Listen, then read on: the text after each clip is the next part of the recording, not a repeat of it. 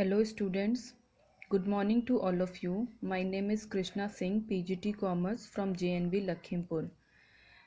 Today we are going to study about the multinational corporation, global enterprise or what we say MNCs and the joint venture.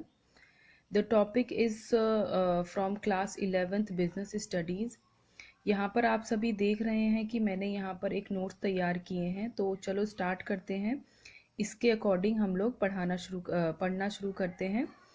तो सबसे पहले हम start करते हैं multinational corporation global enterprise, जिसे हम बोल सकते हैं या शॉर्ट फॉर्म हम बोलते हैं जिसको MNC यानी मल्टीनेशनल कॉरपोरेशन। ये फर्म्स जो होती हैं ये बेसिकली इतनी जाइंट फर्म होती हैं जो सिर्फ एक कंट्री में ऑपरेट ना करके हर एक कंट्री में ऑलमोस्ट वर्ल्ड की मैक्सिमम कंट्रीज़ में ऑपरेट करती हैं और अपने रेवेन्यूज़ को इंक्रीज़ करने की कोशिश करती हैं।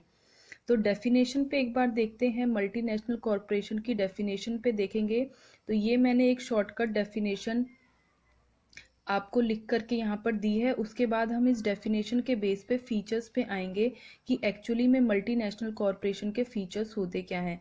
सबसे पहली बात है definition, global enterprise are operate not only in a single country but all over the world. यानी सिर्फ एक कंट्री में ये लोग ऑपरेट नहीं करते हैं। अगर मैं एग्जांपल लूँ, ITC, Nestle, Procter Gamble and Coca Cola, PepsiCo, ये वो कंपनीज हैं जिनके प्रोडक्ट्स आपको पता है कि सिर्फ इंडिया या सिर्फ अमेरिका या सिर्फ जापान में नहीं मिलते हैं। इनके प्रोडक्ट जो हैं ऑल ओवर वर्ल्ड मिलते हैं। इन्होंने अपनी डिस्ट्रीब्यूशन सप्लाईज जो है वो हर एक कंट्री में इस्टेब्लिश की हुई हैं।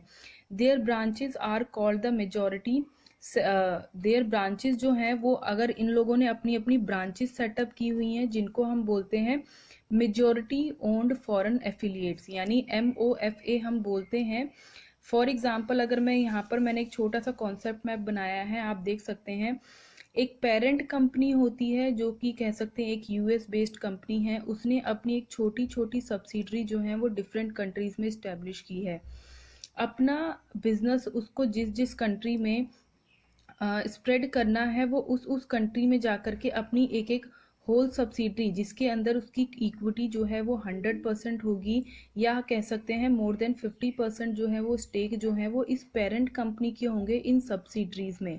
और बाकी के जो शेयर्स हैं वो कह सकते हैं कि वहाँ की कंट्री के पब्लिक के पास होंगे, अगर वो पब्लिक कंपनी है। और अगर प्राइवेट कंपनी है तो वहाँ के प्राइवेट स्टेक होल्डर्स ने उन सबको बाकी के स्टेक्स जो कह सकते हैं शेयर्स जो हैं वो वहाँ पर खरीद रखे होंगे। तो ये हो गया है आपका जो है वो MNC का बेसिक स्ट्रक्चर। जितनी ज़्यादा कंट्रीज़ में उसने अपना बिजनेस एक्सपेंड किया होगा उतना ही ज़्यादा जो है उसकी नंबर ऑफ सब्सिडरीज होंगी।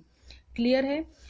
एक्चुअली क्या है, यहाँ पर अलग अलग सब्सिडरीज तो क्रिएट होती हैं, लेकिन अलग अलग सब्सिडरीज का कंट्रोल जो है वो बेसिकली पेरेंट कंपनी ही करती हैं, और इनका जो है वो इम्पैक्ट इंटरनेशनल इकोनॉमी पे होता है। क्योंकि इनके जो रेवेन्यूज होते हैं, इनके जो प्रॉफिट्स होते हैं, इनके द्वारा दिया गया एम्प्लॉयमेंट जो है वो वर्ल्ड वाइड हर एक इकोनॉमी जहाँ ये ऑपरेट कर रहे हैं वहाँ पर इनका इम्पैक्ट होता है। ये बहुत सारे प्रोडक्ट्स जो है वो मैन्युफैक्चर करते हैं।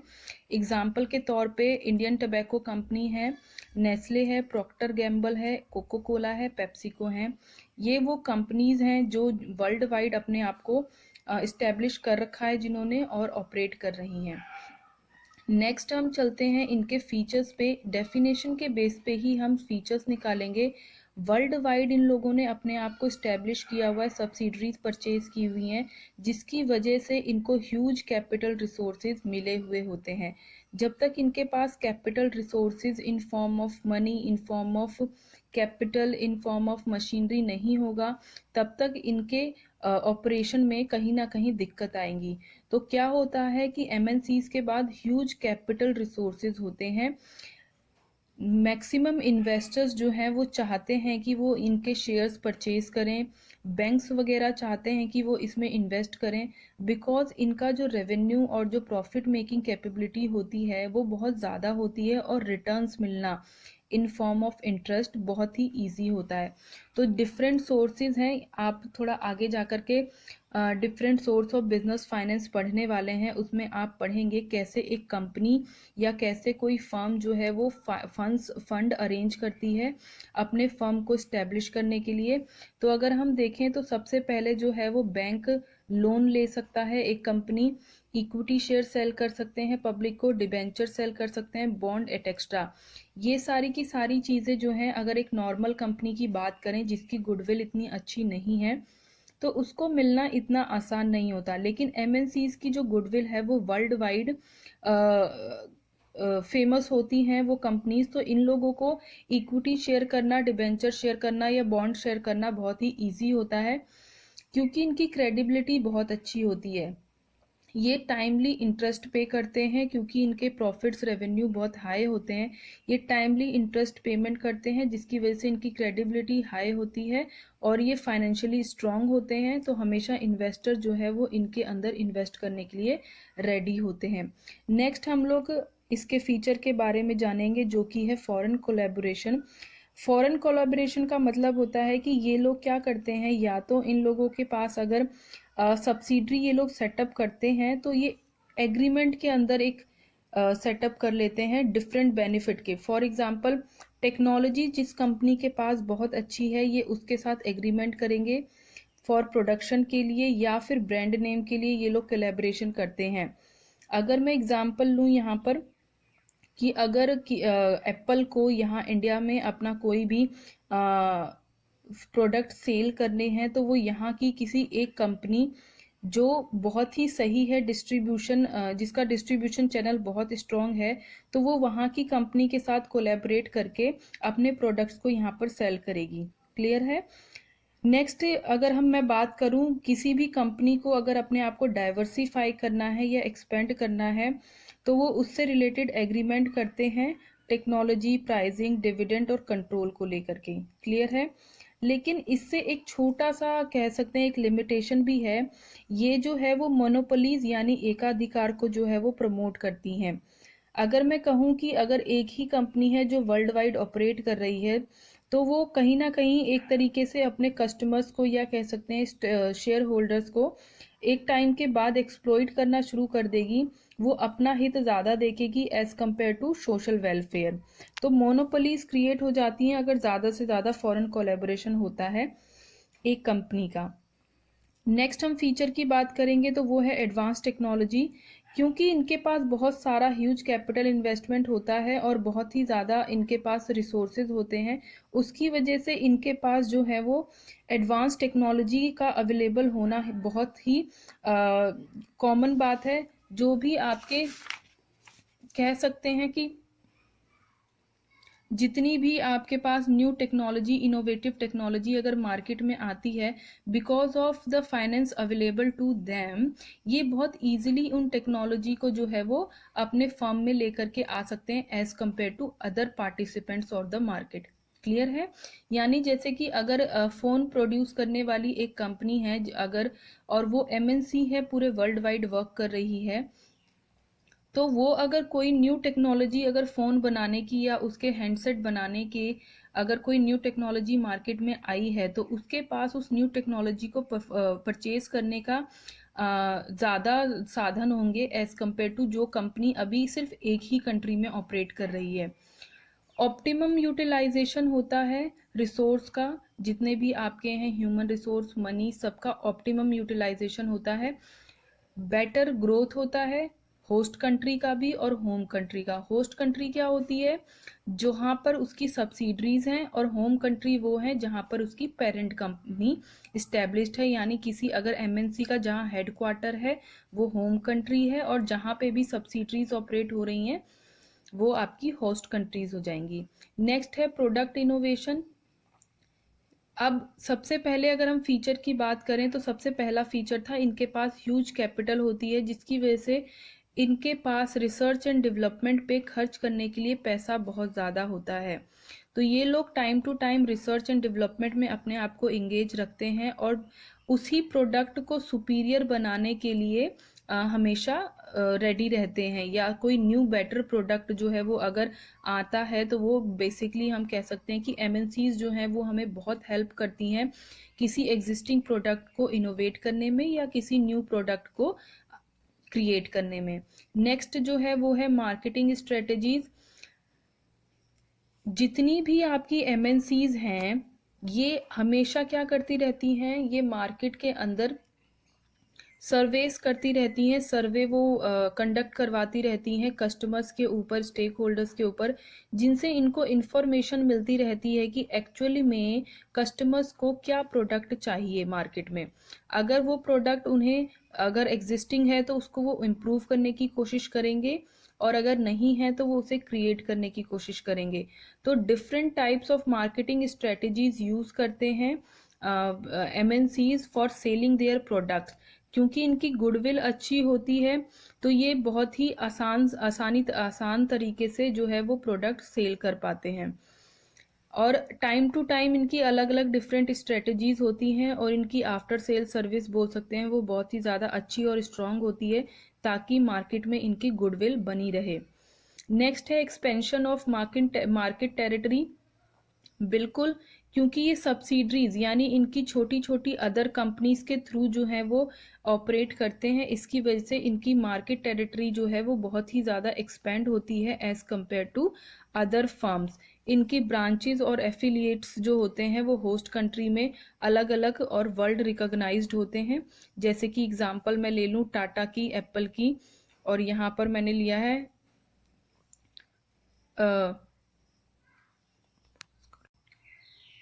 एमएनसीज के जो भी प्रोडक्ट्स होते हैं उनकी वर्ल्ड वाइड रिकॉग्निशन होता है। जैसे कि यहाँ पर एप्पल हो गया, टाटा के प्रोडक्ट्स हो गए, या अगर मैं शैम्पू की बात करूँ हेड एंड शोल्डर शैम्पू, तो उसकी इन सारे जो ब्रांड नेम है, ब्रांड प्रोडक्ट हैं, ये सारे के सारे इन सब की रिकॉग्निशन जो है वो वर्ल्ड वाइड है। ऐसा नहीं है कि ये सिर्फ इंडिया में मिलते हैं या इंडिया में ही सेल आउट होते हैं, ये वर्ल्ड वाइड हर जगह सेल आउट होते हैं।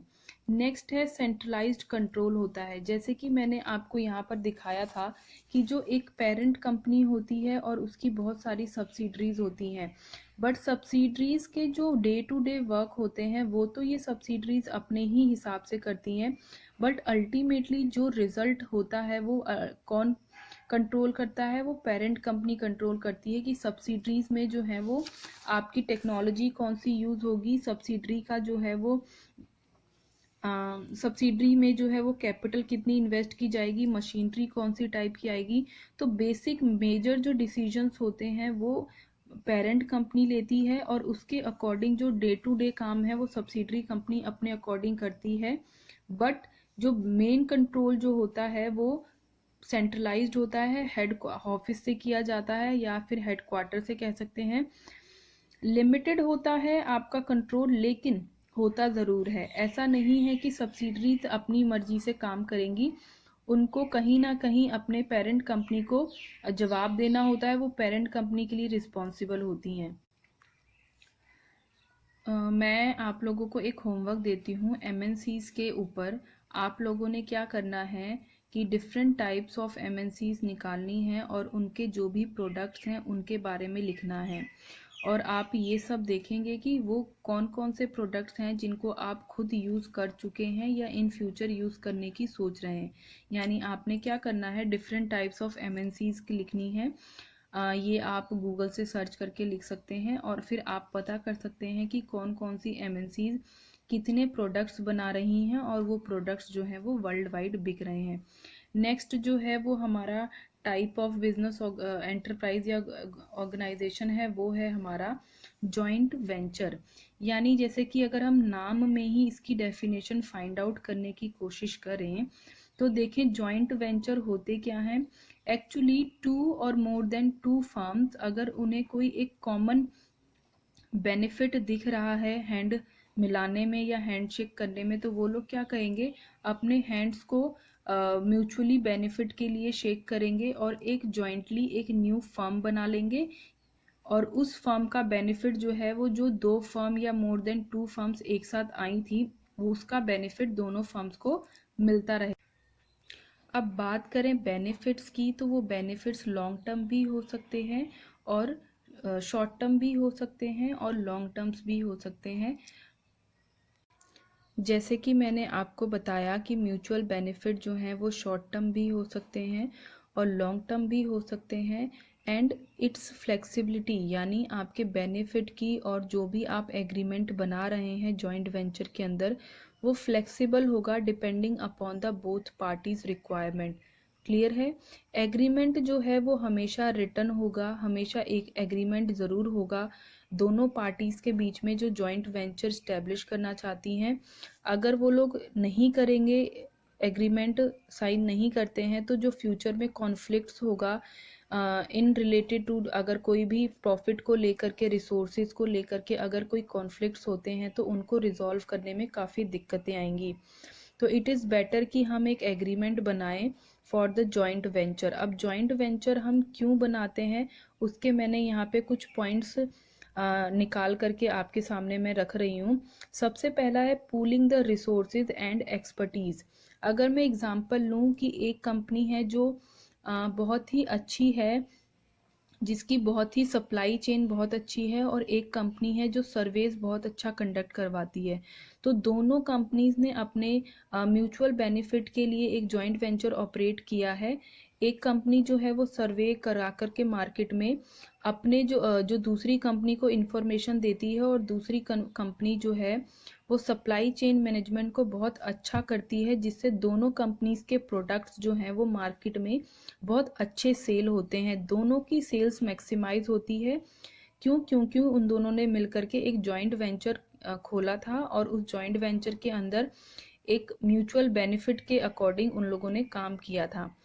अब ये बिजनेस फर्म जो जॉइंट वेंचर ऑपरेट करती हैं या फिर एक एग्रीमेंट के अंदर आकर के जॉइंट वेंचर खोलती हैं, ये फर्म आपकी कोई भी हो सकती है, दो प्राइवेट फर्म हो सकती है, एक प्राइवेट एक पब्लिक हो सकती है, गवर्नमेंट कंपनीज हो सकती हैं, कोई भी फर्म जॉइंट वेंचर के अंदर जो है वो एंटर कर सकती हैं। नेक्स्ट जो है वो आपका रिस्क एंड रिवार्ड जो है वो हमेशा शेयर्ड होगा जॉइंट वेंचर के अंदर। जो भी रिस्क होंगे, यानी अगर लॉस होता है तो वो भी शेयर किए जाएंगे दो या जितनी भी कंपनीज इन्वॉल्व है जॉइंट वेंचर में, और अगर रिवॉर्ड है तो वो profit in form of reward वो भी शेयर किया जाएगा। क्लियर? अब जॉइंट वेंचर का रीजन भी देखो क्या हो सकता है, एक्सपेंशन। मैंने एमएनसी का भी रीजन यही था, expansion, development of new product, लेकिन थोड़ा सा नेचर चेंज हो जाता है। एमएनसी जो है वो अपने कंट्रोल को चाहती है कि उसका 100% कंट्रोल रहे अपनी सब्सिडरी पे, और उसको रिस्क एंड रिवॉर्ड शेयर ना करने पड़े, तो वो फुल्ली ओन्ड कंपनी या पार्शली ओन्ड सब्सिडरी इस्टेब्लिश करते हैं। जॉइंट वेंचर में हमेशा रिस्क और रिवॉर्ड शेयर होंगे। एक्सपेंशन के लिए वो लोग जॉइंट वेंचर में एंटर कर सकते हैं, डेवलपमेंट ऑफ न्यू प्रोडक्ट के लिए, या फिर किसी नई मार्केट में अगर एंटर करना है तो उसके लिए जो है वो जॉइंट वेंचर इस्टेब्लिश किया जा सकता है। नेक्स्ट जो है create a strategic alliance for distribution channel, technology and finance etcetera. यानी अगर किसी कंपनी का हाथ किसी एक एरिया ऑफ वर्क में अगर अच्छा नहीं है, तो वो किसी दूसरी कंपनी जिसका काम जो है अगर बहुत अच्छा है, तो वो उसके साथ जॉइंट वेंचर में एंटर करके अपने आप को भी बेनिफिट करेगी, और जो उसकी कंपनी का काम बहुत ही जिसमें वो स्पेशलाइज्ड है, वो काम वो सेकंड कंपनी को प्रोवाइड कराएंगी। यहाँ पे मैंने कुछ एग्जांपल लिखे हुए हैं, जैसे कि वोडाफोन एंड टेलीफोनिका, वो शेयर कर रहे हैं अपने मोबाइल नेटवर्क्स। इन दोनों ने जॉइंट वेंचर्स में एंटर किया है और ये मोबाइल नेटवर्क्स को शेयर कर रहे हैं। नेक्स्ट जो है वो BMW एंड टोयोटा है, जो कॉपरेट करते हैं on research into the hydrogen fuel cell and the vehicle के ऊपर, electrification and ultra light weight material के ऊपर इन लोगों ने अपना जो है वो जॉइंट वेंचर में एंटर किया है। नेक्स्ट मैंने आपको एग्जांपल दिया है यहाँ पे गूगल एंड नासा का, जो कि गूगल अर्थ के डेवलपमेंट के लिए जॉइंट वेंचर में इन लोगों ने एंटर किया है, एक एग्रीमेंट बनाया है। नेक्स्ट जो है वो, अगर मैं बात करूं कि जॉइंट वेंचर जो है इनके कुछ टाइप्स होते हैं, बेसिक जो नेचर है वो आपका जॉइंट वेंचर वो सेम रहेगा कि मोर देन 2 कंपनीज या 2 और मोर देन 2 कंपनीज जो है वो अपना एक एग्रीमेंट के थ्रू एक बिजनेस के अंदर एंटर करेंगी। वो शॉर्ट टर्म हो सकता है, वो लॉन्ग टर्म हो सकता है, म्यूचुअल बेनिफिट के ऊपर। बट हल्का फुल्का जो है अगर हम उसमें बाइफर्केशन या अगर एक लाइन ड्रॉ करें तो थोड़े थोड़े जो हैं वो डिफरेंस निकल के आते हैं, जिसकी वजह से जो है हमारे type of joint venture create होते हैं। तो सबसे पहला जो जॉइंट वेंचर का टाइप है वो है कॉन्ट्रेक्चुअल जॉइंट वेंचर।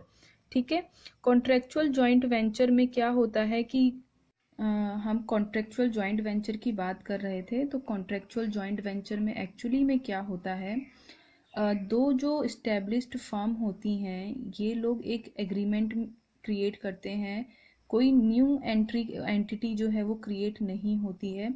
जस्ट क्या होता है, ये लोग एक एग्रीमेंट के अंदर एंटर करते हैं और उस एग्रीमेंट के अंदर एक साथ मिल करके काम करते हैं, और वो काम जब तक कंप्लीट नहीं होता तब तक वो जॉइंट वेंचर जो है बना रहता है। और जब वो काम कंप्लीट हो जाता है तो वो जॉइंट वेंचर का एग्रीमेंट जो होता है वो नल एंड वॉइड हो जाता है।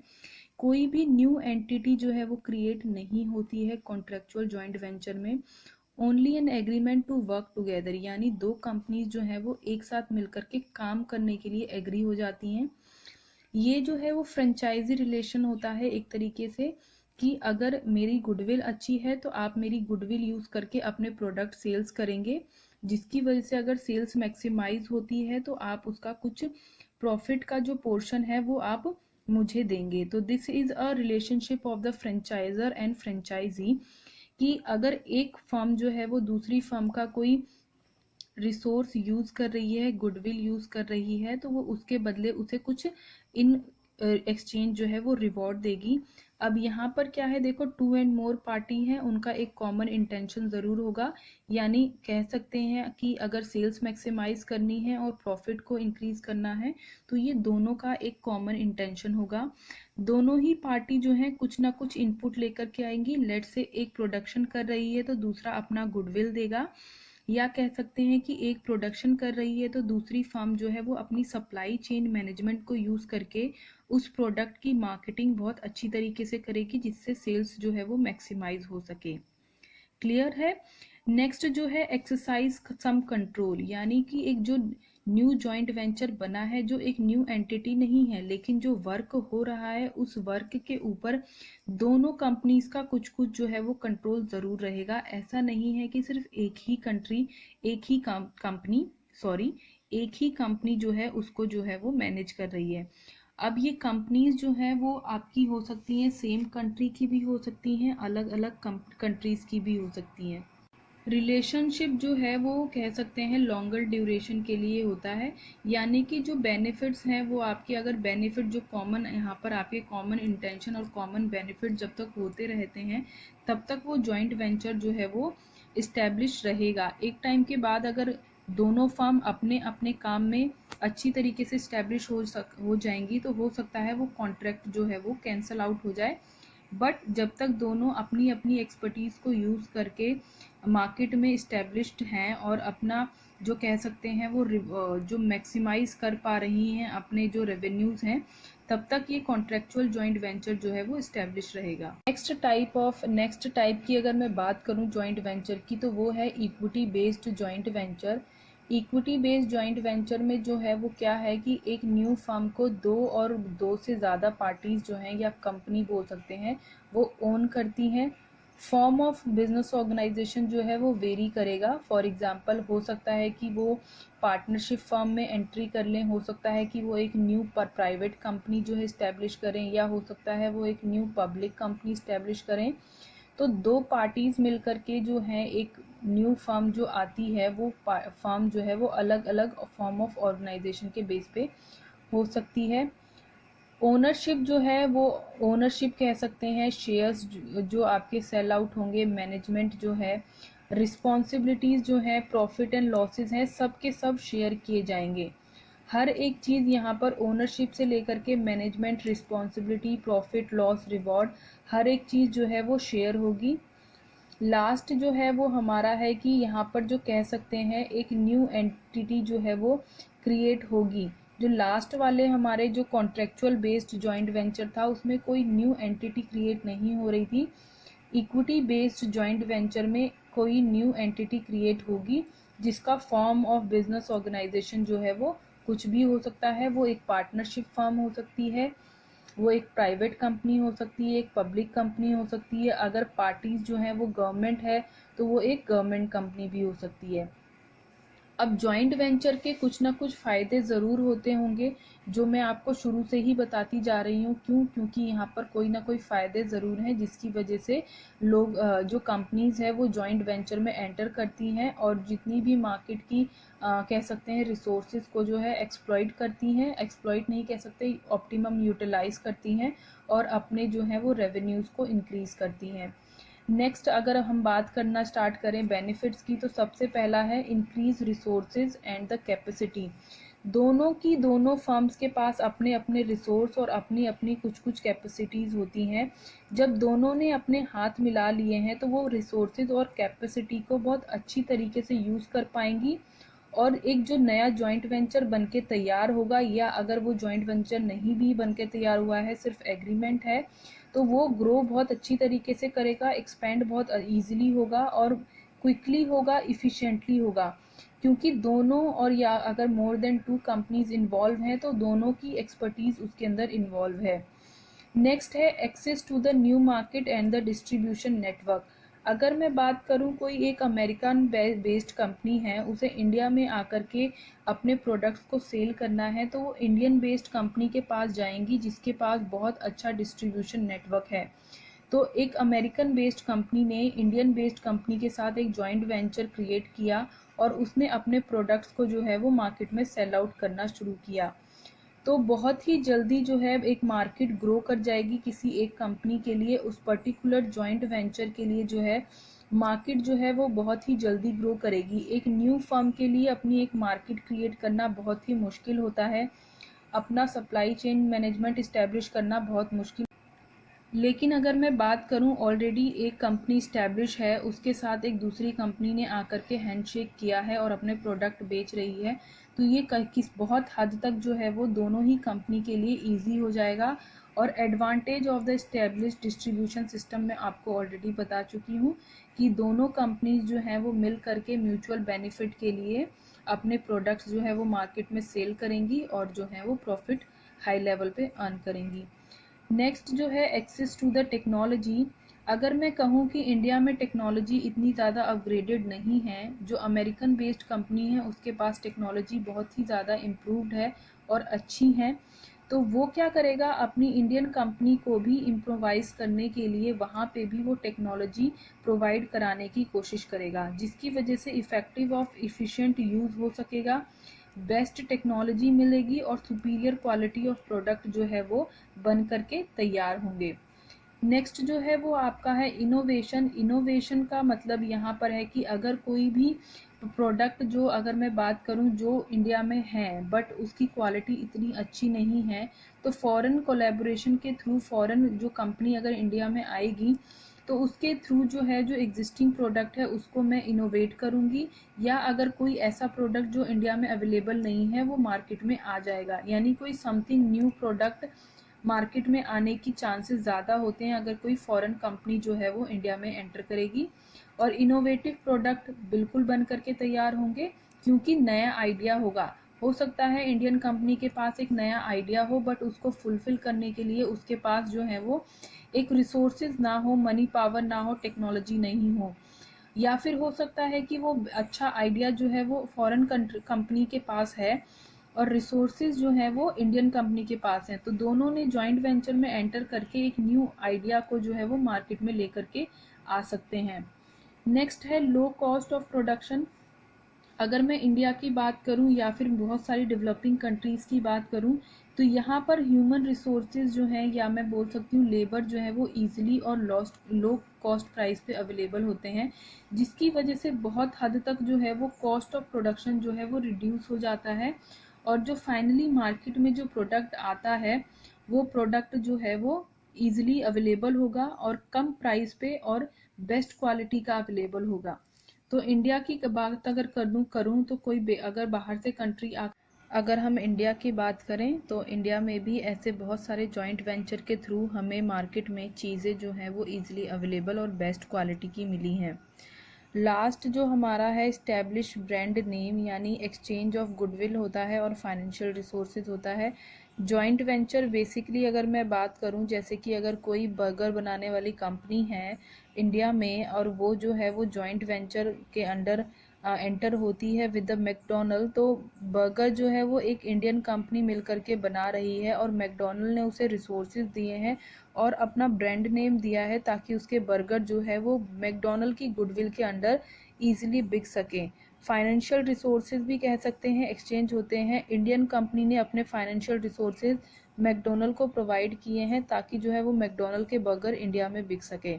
तो ये हमारा आज जो है वो कंप्लीट हुआ है। हमने दो चीज़ें यहाँ पर कंप्लीट की हैं। दो चीज़ें हमने कंप्लीट की हैं, एक तो मल्टीनेशनल कॉरपोरेशन एंड और द ग्लोबल एंटरप्राइज और जॉइंट वेंचर।